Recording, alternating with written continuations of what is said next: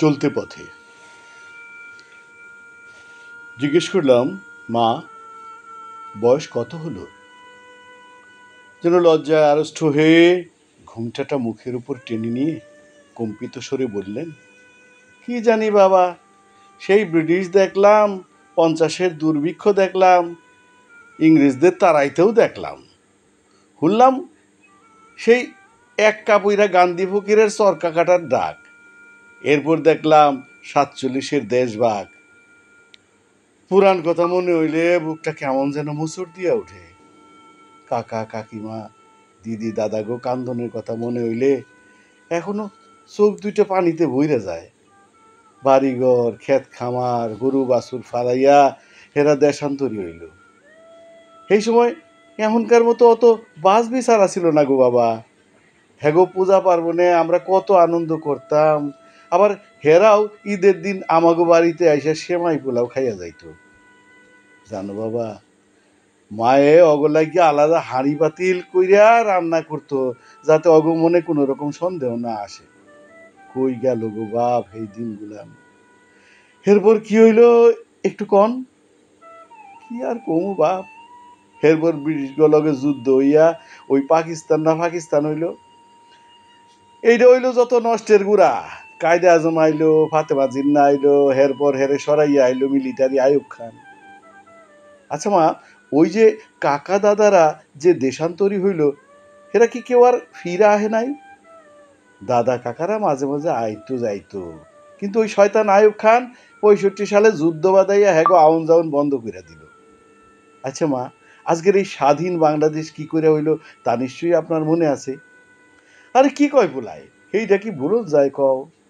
হক বাসা নিয়ে শেখের বেড়ায় আন্দোলন, আর সেই আন্দোলনের ফসল হইল আজকের স্বাধীনতা।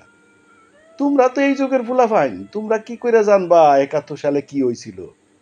মা, আপনি কানছেন কেন?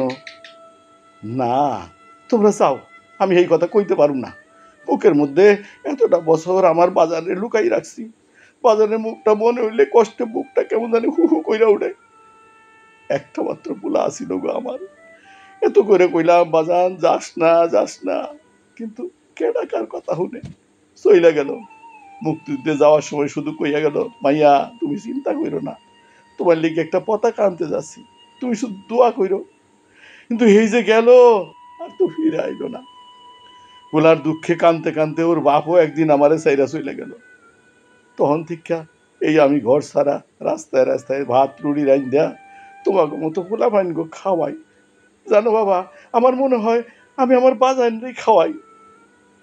ঠিকই তো কইছেন মা, আমরা কি আপনার পোলা না? দেশ স্বাধীনের পরে কথা কিছু কন মা। নতুন একটা দেশ, স্বাধীন দেশ, সব ভাঙ্গাচোরা, টেহা পয়সা ব্রিজ কালভার্ট কিছুই ভাঙ্গা, সবই ভাঙ্গা।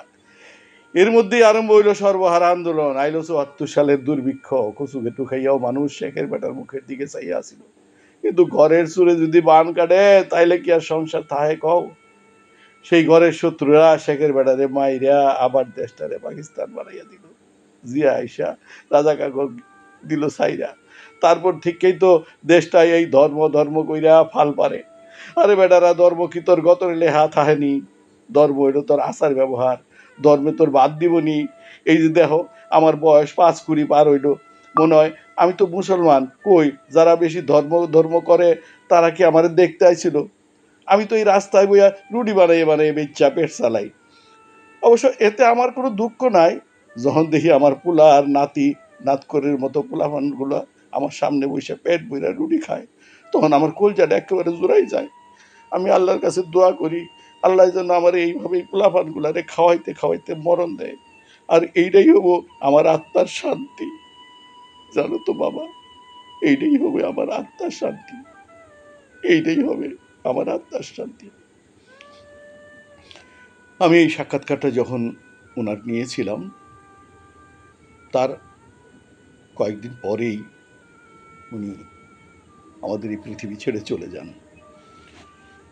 চোখে দেখেছি কি অসম্ভব তার তেজোদ্দীপ্ত ধুতি, ভাবা যায় না আমরা কোথায়। ওই মানুষগুলো আজ কাঁধে রাস্তায়, আমরা দেখেও দেখি না, তাদের কান্না শুনেও শুনি না। অথচ এই মানুষগুলোর জন্যই আজকে দেশের স্বাধীনতা এসেছে। আমরা স্বাধীনভাবে কথা বলতে পারি, স্বাধীনতার স্বাদ উপভোগ করতে পারি। একটা পতাকা পেয়েছি, একটা মানচিত্র পেয়েছি, একটা জাতীয় সঙ্গীত পেয়েছি, একটি জাতীয় ফুল পেয়েছি, একটি জাতীয় পাখি পেয়েছি, একটি জাতীয় মাছ পেয়েছি। সর্বোপরি আমরা পেয়েছি একটি জাতীয় পশু, royal Bengal tiger. Royal Bengal tiger